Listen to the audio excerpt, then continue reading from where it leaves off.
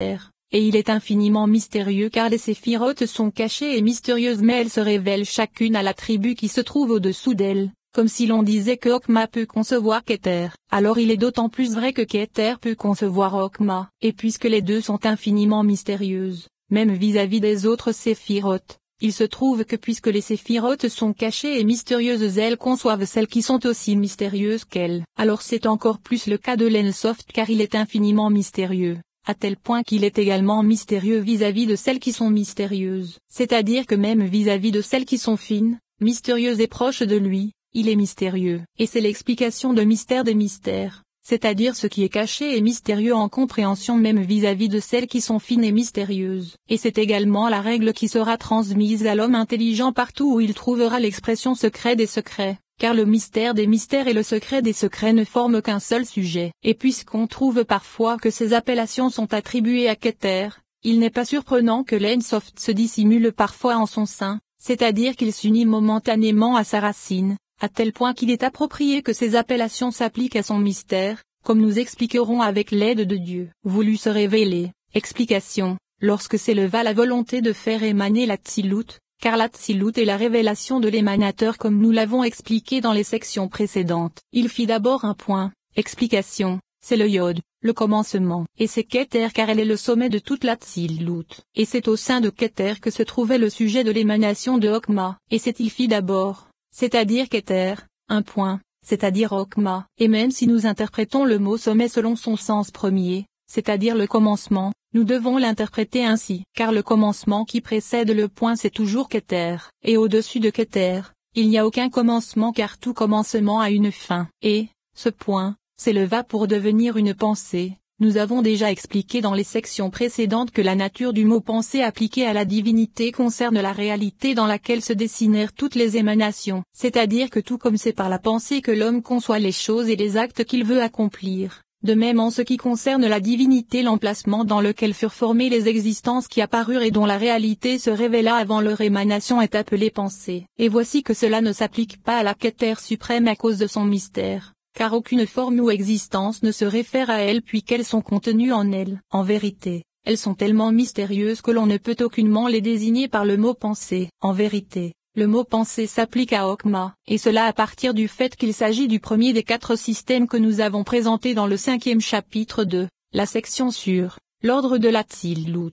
Et c'est ce qu'il est dit dans cette parole, et, ce point, s'éleva pour devenir une pensée. Explication, elle est non Keter, car cela ne s'applique pas à Keter puisqu'il est expliqué que bien que Keter soit parfois appelée pensée, cela provient du fait que ce qui s'applique à elle c'est l'extrémité du Yod qui lui-même est un petit Yod afin d'indiquer la finesse du mystère contenu dans ce système, car il est plus fin que le système du Yod qui se réfère à Okma comme nous l'avons expliqué à propos du système des lettres du nom dans la section sur le nom de 4 lettres, ou bien c'est à cause de la réalité de la Okma qui se trouve en elle car elle contient la Tsilut dans une grande finesse et que cela ne s'applique pas à Keter elle-même comme l'a expliqué le Rashbi, qu'il repose en paix. Dans Ksildra et comme nous l'avons expliqué dans la 5e section du Sefer Oriakar. Et ce qui se trouve au-dessus de Keter est parfois appelé pensée de toutes les pensées car il s'agit de pensée vis-à-vis de la pensée puisque nous savons que le mystère se trouve là, comme nous l'avons expliqué dans la section sur les clartés. Et maintenant, ce qui nous semble juste c'est que Keter est la tête, et Okma le cerveau et la pensée car c'est dans le cerveau que se dessine la forme des pensées. Mais dans la tête,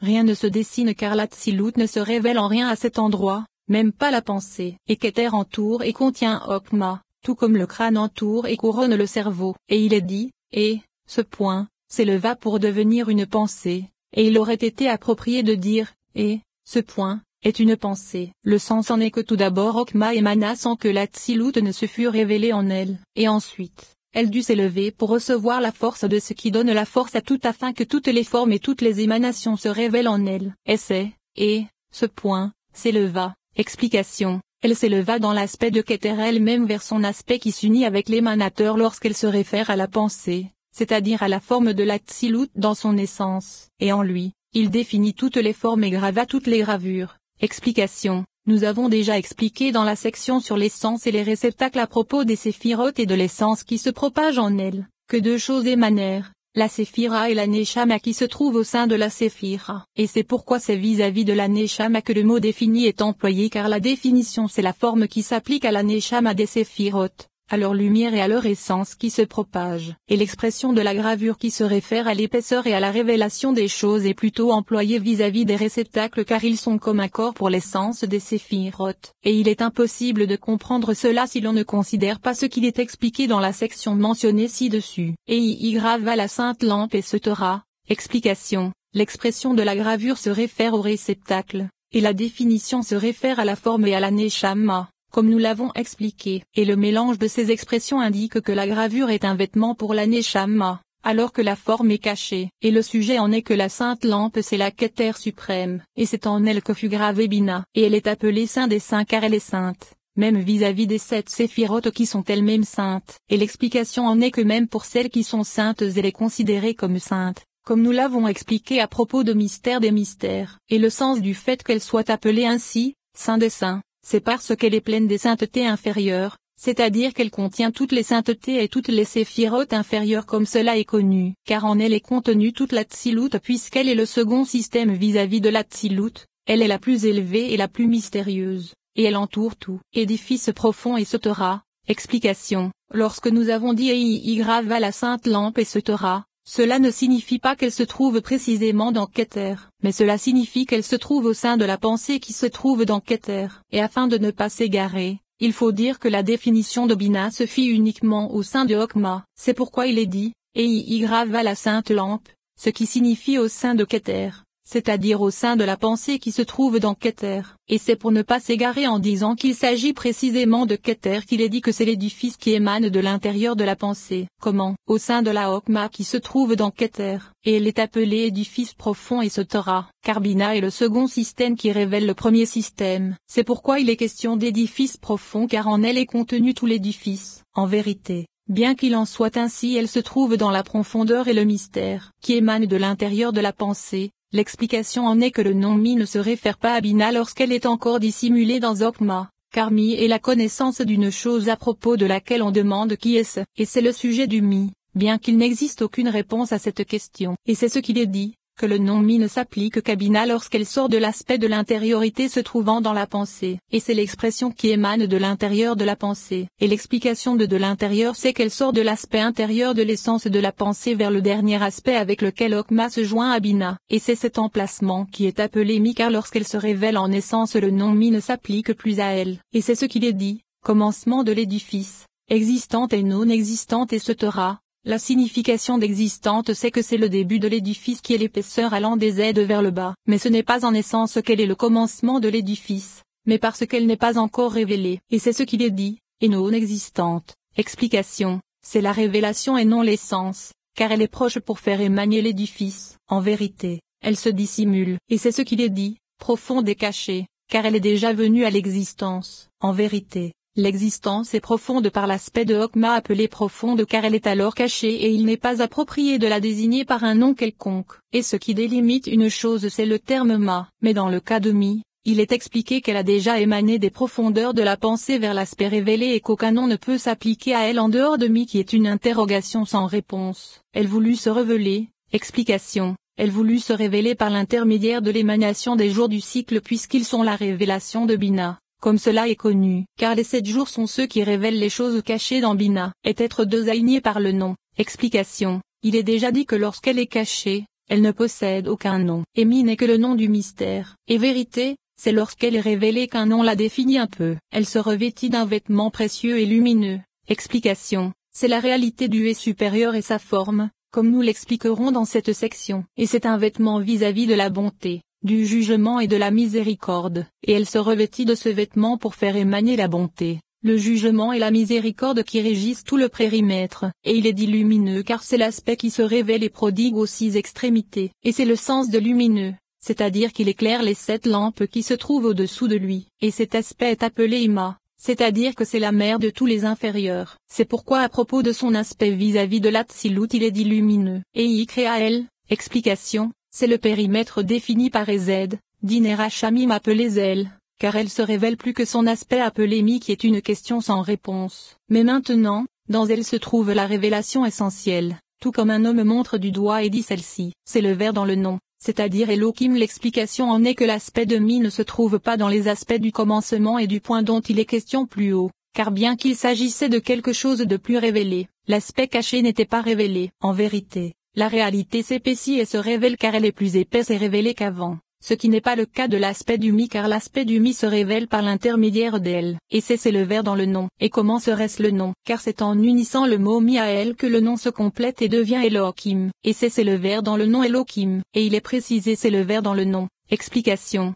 Elle c'est le vers dans le nom. Et jusque-là il n'y avait pas de nom car l'aspect même de mi s'éleva dans le nom Elohim et se révéla. C'est-à-dire que les lettres de mi s'unirent à elle dans le nom Elohim. Et sinon, il aurait été approprié qu'il fût appelé uniquement elle. Mais les lettres de mi s'unirent à elle dans le nom Elohim, c'est mi lui-même qui se révéla par l'intermédiaire d'elle. Et c'est grâce à cela que le nom Elohim se compléta, mi avec elle. Et tant qu'il n'eut pas créé elle ne s'élevèrent pas dans Elohim. La difficulté provient du fait que nous ayons dit que l'aspect de mi n'est jamais révélé, tout comme les autres aspects de l'Atsilut avant leur révélation car ils sont toujours cachés. Nous dirons que c'est vis-à-vis de l'aspect caché qu'il est dit mi dans toute la Torah. En vérité, si l'on considère le fait qu'il est expliqué que l'aspect même de mi est révélé grâce à elle, il se trouve que maintenant l'aspect de mi précède l'Atsilut mais n'existe plus après l'Atsilut. Et la difficulté provient du fait qu'il soit mentionné dans la Torah, et il est difficile de dire que ce qui était et ne se trouve plus maintenant dans la réalité comme avant, à l'image du nom Ayé qui n'est mentionné que 3 fois, était existe comme nous l'avons expliqué dans le second chapitre. Et c'est pourquoi il est répondu, et tant qu'il n'eut pas créé elle et ce Torah. L'explication en est que l'aspect de mi est également parfois révélé vis-à-vis du fait qu'il était et elle avant d'être elle dans la réalité. Et ce fut la faute du veau d'or car ils séparèrent mi d'elle et ne voulurent pas les réunir pour révéler mi par elle. Ainsi, c'est vis-à-vis de cela que mi se révéla d'un côté et elle de l'autre. Et il s'agit d'un péché criminel car après s'être unis, ils ne doivent plus jamais se séparer. Car l'aspect de mi est toujours uni et révélé grâce à elle, et jamais ils ne se séparent. Et puisque mi se joint à elle et se Torah, explication. La difficulté provient du fait que la faute du veau d'or ne constitue en rien une preuve, car il est possible que mi existe sans elle. Et maintenant, nous dirons qu'il est dit avec raison que ceux qui péchèrent par le veau d'or séparèrent elle de mi car elle n'existe jamais sans mi. Et c'est ce qui constitue à leur faute, le fait d'avoir séparé elle de mi. En vérité, nous avons déjà vu que mi existe sans elle. C'est pourquoi il est indiqué l'inverse en disant que tout comme il est impossible à elle d'exister sans mi, de même il est impossible à mi d'exister sans elle. Et puisque mi se joint à elle, le nom reste toujours uni. Explication. Tout comme lorsque la volonté s'éleva mi était unie à elle, il est également indiqué que cela le sera toujours. Et c'est sur ce secret que le monde se dresse. Ceci se réfère à des paroles plaisantes ont la douceur d'un rayon de miel. Car s'il était indiqué qu'elle existe avec mi mais qu'il était indiqué que mi n'existe pas avec elle, il se trouve que le monde serait détruit car mi disparaîtrait en haut. Et parfois, on trouve elle sans mi et le monde est détruit car il est impossible à elle de s'élever vers mi plus que sa propre mesure. C'est pourquoi l'émanateur fixa que mi devrait se joindre à elle de façon à ce qu'il ne dût pas s'élever à cause de son degré inférieur. Et c'est pourquoi c'est grâce au secret de mi qui s'unit à elle que le monde subsiste. Et le sens de cela c'est que la Shekinah parmi les inférieurs nécessite quelque chose qui soit plus haut. Comme cela est expliqué en de nombreux endroits des sections précédentes. Voici l'explication de cette parole. Et la règle qui émane de ce commentaire où le nom Elohim est associé à Bina, se réfère à 2 aspects qui s'unissent et se révèlent l'un grâce à l'autre. Le premier aspect est appelé Mi, et c'est son aspect vis-à-vis du fait qu'elle se dresse dans le dernier aspect qui se trouve dans Okma au moment où s'éleva dans sa volonté simple de la faire émaner. Et le second aspect c'est son aspect au moment où s'éleva devant lui que Bina fit émaner feu Z, Dinera Shamim. Et cet aspect est appelé elle, comme nous l'avons expliqué. Et voici que lorsque l'édifice, c'est-à-dire les 7 jours du cycle, s'unit à Bina, ce qui correspond à l'union des 2 aspects appelés Bina et Elohim, nous avons expliqué qu'il s'agit de l'union de Mi et elle. Interprétation du nom Elohim se référant à Bina dans cette éminente parole. Et en ce qui concerne la relation entre le nom Elohim et Malkout, ce qu'il est également indiqué dans cette parole nous allons nous y intéresser maintenant. Chapitre 9. À propos du nom Elohim, il est également dit, Rabbi Siméon dit, c'est pourquoi les cieux et leurs légions furent créés par Ma, comme il est écrit, car je verrai tes cieux, l'œuvre de tes doigts et sautera. Et il est écrit, comme ton nom est majestueux sur toute la terre, car tu as placé ta gloire sur les cieux c'est qu'il s'éleva dans le nom. Elohim, car il créa une lumière pour sa lumière, et elles se revêtirent l'une l'autre, et le Et supérieur s'éleva dans le saint nom. Et c'est pourquoi au commencement Elohim créa c'est l'Elohim supérieur, car Ma n'existait pas et n'avait pas été construit. Mais lorsque les lettres L se propagèrent du haut vers le bas, La mère prêta son vêtement à sa fille et l'orna de ses ornements.